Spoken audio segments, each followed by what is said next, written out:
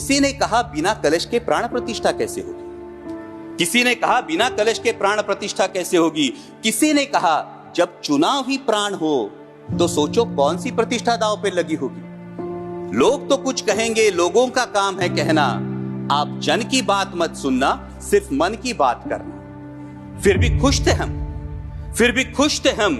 500 साल का सपना जो पूरा हो रहा था, हमारे अंदर का हिंदू भी पूरी तरह से जाग गया था। तो चल पड़े अयोध्या की ओर, राम लल्ला की दर्शन की आस लगाए। चल पड़े अयोध्या की ओर, राम लल्ला के दर्शन की आस लगाए। जो सामने नजारा देखा वो देखकर दंग रह गए।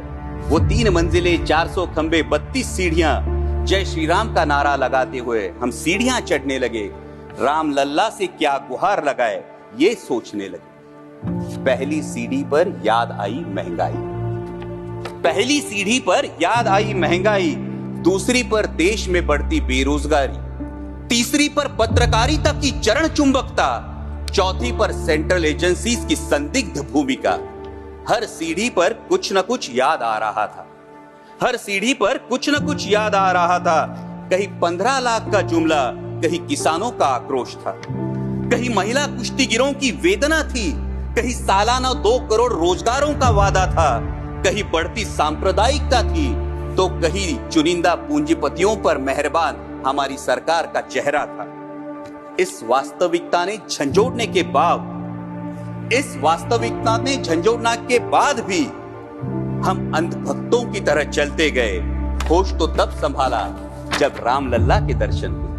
हमें नतमस्तक देख राम लल्ला मुस्कुराते हुए बोले, हमें नतमस्तक देख राम लल्ला मुस्कुराते हुए बोले, मैं कल भी था, आज भी हूं, कल भी रहूंगा। जितना इस मंदिर में हूं उतना ही तुम्हारे मन में रहूंगा।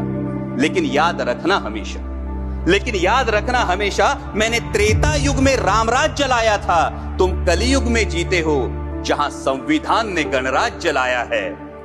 धर्म समाज का किनारा जरूर है, धर्म समाज का किनारा जरूर है, लेकिन देश एक बहती धारा है।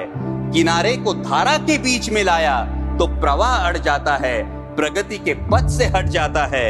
इसलिए धर्म का ठेकेदार नहीं, पहरेदार बनना चाहिए। इसलिए धर्म का ठेकेदार नहीं, पहरेदार बनना चाहिए। तुम रहो न रहो, वो रहे न रहे, ये देश रहना चाहिए, देश का संविधान रहना चाहिए, देश का लोकतंत्र रहना चाहिए, ये देश रहना चाहिए।